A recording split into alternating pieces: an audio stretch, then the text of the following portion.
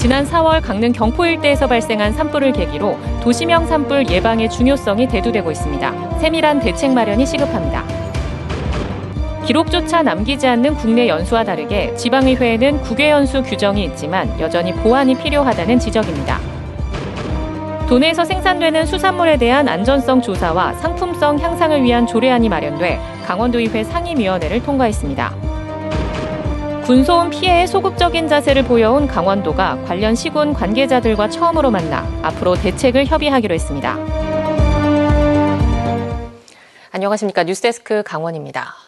기후변화로 산불이 연중화되면서 봄철뿐 아니라 가을과 겨울에도 곳곳에서 산불이 발생하고 있습니다.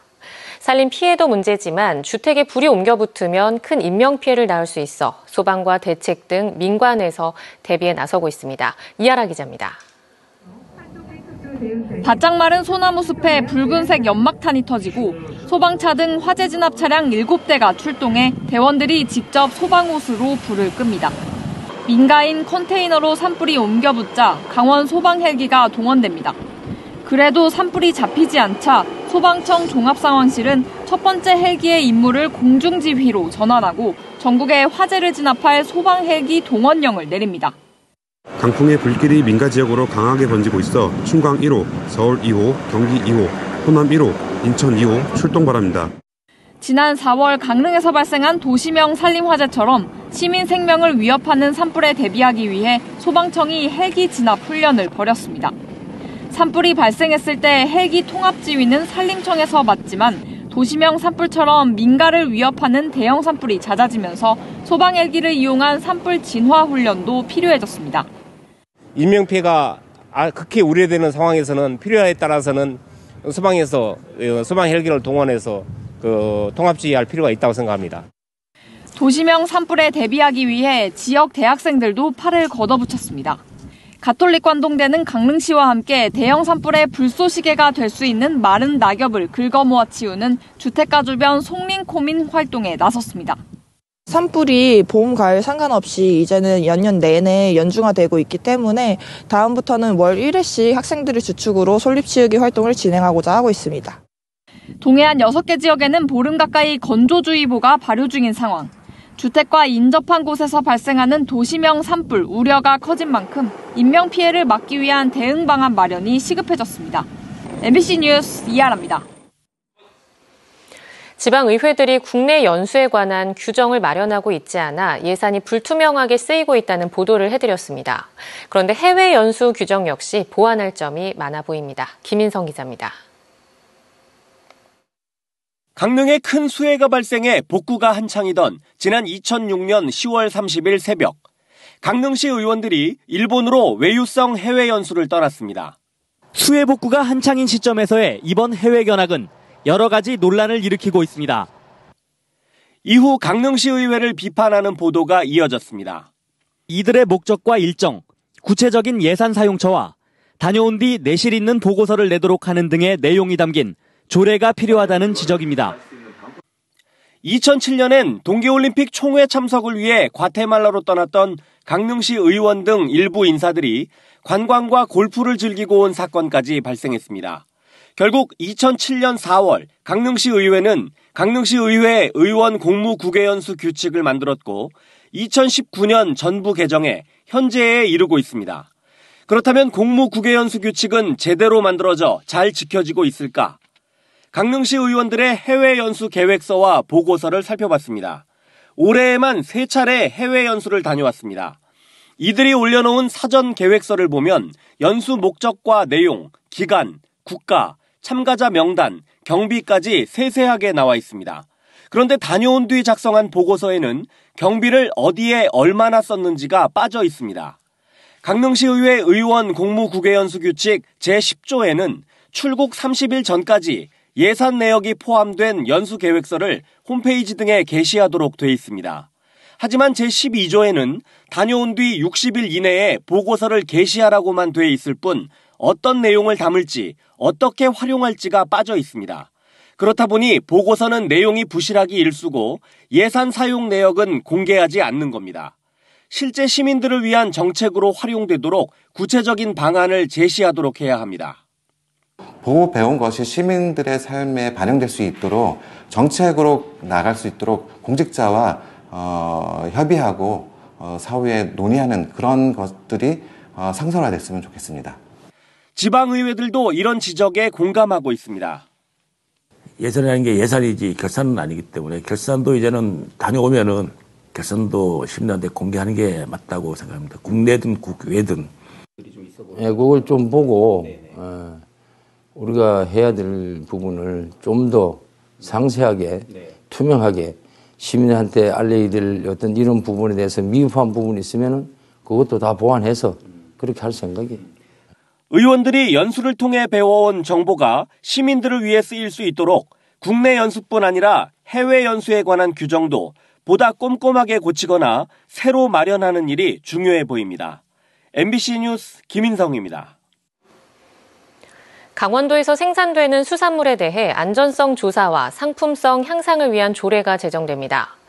강원자치도의회 농림수산위원회는 오늘 회의를 열어 수산물 안전관리와 시료 수거 조사를 위한 근거 규정 등을 담은 수산물 안전성 조사 등에 관한 조례안을 원안대로 가결했습니다. 국민의힘 김용복 농림수산위원장은 어업인 소득 증가와 소비자 보호를 위해 이번 조례안을 대표 발의했습니다. 선포합니다. 도내 군소음 피해에 대해 소극적으로 대처하고 있다는 지적이 제기되자 강원도가 관련 시군과 대책회의를 가졌습니다. 강원도는 오늘 군소음 피해 지역으로 고시된 13개 시군 관계자들과 처음으로 만나 대책회의를 열고 피해 현황과 주민 지원 방안 등을 논의했습니다. 강원도는 회의를 정례화하고 피해 시군과 협의안을 만들어 국방부와 국회에 대책을 요구할 예정입니다. 강원도 의원이 도청 공무원들에게 막말을 해 물의를 빚고 있습니다. 내년 총선을 앞둔 민감한 시기여서인지 국민의힘이 적극 나서 소속 도의원의 물의에 대해 사과 입장을 밝혔습니다. 하지만 도의원들의 막말이나 갑질 행태가 이번이 처음이 아니어서 공무원들의 반발이 커지고 있습니다. 김도균 기자가 취재했습니다. 내년 예산안을 심사하고 있는 강원도의회 농림수산위원회. 그런데 도의원 자리 하나가 비어 있습니다.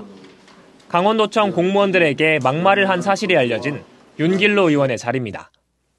윤 의원은 지난 7일 도청 공무원들이 예산결산위원들에게 내년 예산안을 사전 보고하는 자리에 갑자기 들어왔습니다. 자신이 세운 의원 사업비 예산을 공무원들이 협의 없이 조정하고 연락도 받지 않았다면서 언성을 높였습니다. 심지어 막말과 하대를 했다는 얘기가 오가면서 공직사회에 분노를 샀습니다. 뒤늦게 사실 확인에 나선 국민의힘은 사과 입장문까지 내며 진화에 나섰습니다. 윤 의원이 공직자를 향해 욕설을 퍼붓는 등 입에 담지 못할 망언을 했다며 공당으로서 절대 용납할 수 없다는 표현까지 했습니다. 우리 당 소속 도의원의 막말로 인해 빚어진 사안을 매우 심각하게 받아들여 우리 당에서는 신속하게 당 차원의 윤리를 소집해서 징계 절차에 들어갈 예정에 있습니다. 내년 국회의원 선거를 4개월 앞둔 상황에서 민심 악화를 우려한 탓입니다. 하지만 윤길로 의원은 국민의힘 입장문에 사실과 다른 내용이 있다고 주장합니다. 윤 의원은 언성을 높인 것은 사실이지만 욕설을 한 적은 없다고 반박했습니다. 막말에 대해서는 해당 공무원들과 예결위원들에게 모두 사과했다고도 덧붙였습니다. 이런 조치에도 불구하고 강원도청 공무원들은 크게 반발하고 있습니다. 간부 공무원들의 적극적인 대응과 도의원들의 특권의식을 비판하는 의견이 줄을 이었습니다. 그런 길들이기 하기 위해서 특정 국장을 함부로 소리 지른다든가 그리고 면박 주기를 한다든가 이번 기회로 심각하게 한번 고민을 해야 될 필요가 좀 있을 것 같습니다. 특히 강원도 의원들의 갑질 논란은 이번이 처음이 아닙니다. 2018년 예결특위에서 막말 논란이 일었고 2020년에도 갑질과 폭언이 있었습니다. 일부 선출직 공직자들의 갑질과 부적절한 처신이 계속된 이상 민심을 대변하는 도의회의 신뢰도 떨어질 수밖에 없습니다. MBC 뉴스 김도균입니다. 날이 급격히 추워진 요즘도 겨울 캠핑을 즐기시는 분들이 많은데요. 이맘때쯤이면 캠핑 중 난방기구를 잘못 사용해 일산화탄소 중독 사고가 빈번하게 발생하곤 합니다. 일산화탄소 중독, 얼마나 위험하고 또 어떻게 예방할 수 있는지 유주성 기자가 취재했습니다. 밀폐된 텐트 안에 꺼져가는 숯을 들여다놨습니다. 6도에 불과했던 온도가 10도가량 급격히 올라갑니다. 이런 난방 효과 때문에 겨울 캠핑객 중에는 바비큐 등을 위해 밖에서 쓰던 숯을 텐트 안으로 들여놓는 경우가 많은데 일산화탄소 중독 사고로 이어질 수 있습니다. 숯을 들여놓은 지 10분이 지나자 경보기가 울리기 시작합니다. 6인용 텐트 안에 무색무취의 일산화탄소가 들어차기 시작한 겁니다. 일산화탄소 농도의 정상 수치는 20ppm 미만, 경보기는 160ppm부터 울리기 시작합니다. 조건에 따라 다르지만 2시간만 노출돼도 사망에 이를 수 있는 농도인 1600ppm까지 수치가 올라가는데 채 10분이 걸리지 않는 경우도 있습니다. 일산화탄소 중독을 예방하는 가장 확실한 방법은 환기입니다. 일산화탄소 농도가 치솟았던 텐트를 3분 정도 열어두자 금세 수치가 떨어지고 경보가 멈췄습니다. 숯이나 장작을 사용할 때는 일산화탄소 예방을 하기 위해서 주기적으로 환기를 시켜주시고 온열품을 사용하시면 안전한 캠핑이 될 것 같습니다. 지난 4년 동안 도내 난방기구 관련 사고는 총 50건, 8명이 숨지고 72명이 중경상을 입었습니다. 주로 화로나 숯, 난로를 실내에서 사용하다 일산화탄소에 중독되거나 화재로 이어졌습니다. 원주소방서는 겨울철 급증하는 일산화탄소 중독 사고를 예방하기 위해 캠핑장과 야영장을 대상으로 일산화탄소 경보기와 휴대용 소화기를 대여하고 있습니다. MBC 뉴스 유주성입니다. 전국 공무원 노동조합 강원지역본부가 2024 강원 동계 청소년올림픽 대회 기간 공무원 공짜 인력 차출 중단을 조직에 요구했습니다. 시군 인력 공백에 대한 아무런 대안 없이 출장비와 체류비를 원소속 기관에서 부담하라고 요구했다며 적절한 보상 없이 사명감만 강조한 인력 차출을 중단하라고 촉구했습니다. 이에 대해 조직위는 20일의 파견 기간 동안 숙박이 필요 없는 원 근무지와 가까운 곳에 배치하고 감사 포상을 추진하는 등 예산 부족 상황에서도 최대한 지원하겠다고 해명했습니다. 강릉시가 지역의 커피 문화를 산업으로 확장시키기 위해 본격적인 지원 사업에 착수합니다. 강릉시는 내년부터 3년간 15억 원을 투입해 강릉과학산업진흥원, 키스트 등과 함께 과학기술을 접목한 다양한 커피를 개발하고 지역 커피업체들의 원두 판매 등 판로 개척을 위한 지원 사업을 벌일 예정입니다. 또 강릉의 커피를 대표하는 통합 브랜드 개발도 함께 진행할 계획입니다. 속초시가 2023년 배출업소 환경관리 경진대회에서 장려상을 받았습니다. 속초시는 악취 해소 방안 강구를 위한 유발 사업장 간담회를 개최하고 환경부 악취 실태 조사에 선정되는 등 적극적인 행정 대응을 펼친 점을 인정받아 장려상을 수상했습니다. 한편 속초시는 지난해 현장 시장실을 설치해 대포 농공단지 악취 문제에 대응했고 현재도 한국환경공단 주관으로 악취 저감 기술 지원 등 체계적인 조사를 실시하고 있습니다. 고성에서 도루묵 체험 한마당 행사가 열립니다. 다음 달 1일부터 3일까지 사흘간 고성군 주광면 오호항 일원에서 열리는 2023 오호항 도루묵 체험 한마당 행사는 도루묵 낚시 체험과 요리, 그물 손질과 정량 달기 등으로 꾸며집니다. 고성군은 도루묵 체험에만 집중할 수 있도록 축제 대신 체험 한마당 용어를 사용했으며 개폐 회식 등의 의전 행사도 모두 없앴다고 설명했습니다.